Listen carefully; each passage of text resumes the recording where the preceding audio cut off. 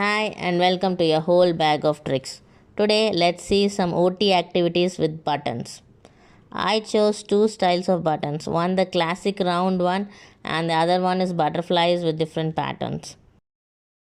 Let's start with a sensory activity. I have chosen rice here and you can choose anything like flour, mud, salt, sugar and even cumin seeds.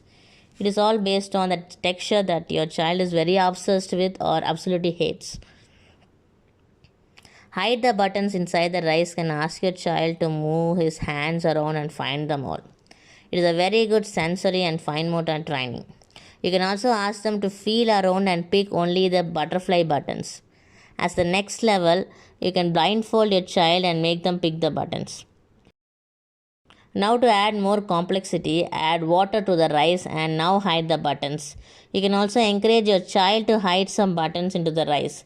Keep a small cloth closer and if your child feels like drying his hand every now and then, let him do it.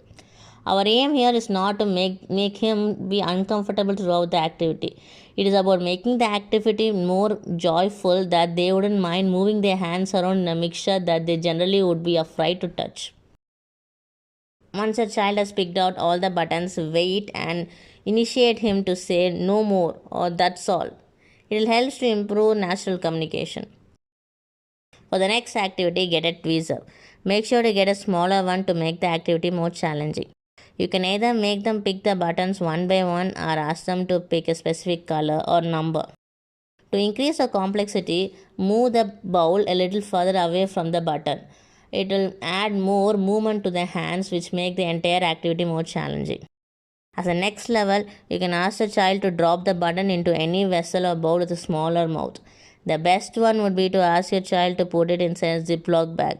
Your child has to hold the Ziploc bag open with one hand and use the other hand to balance the button between the tweezers.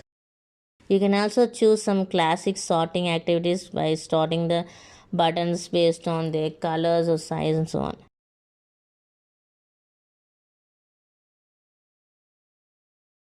Draw a curvy line and ask your child to place the button along the line. If needed, you can also place glue along the line and make the child stick the buttons. Always start with a straight and short line and as you go, make it as curvy as possible. As a next level, give them a plain paper and ask the child to make an A out of button or B or circle and so on.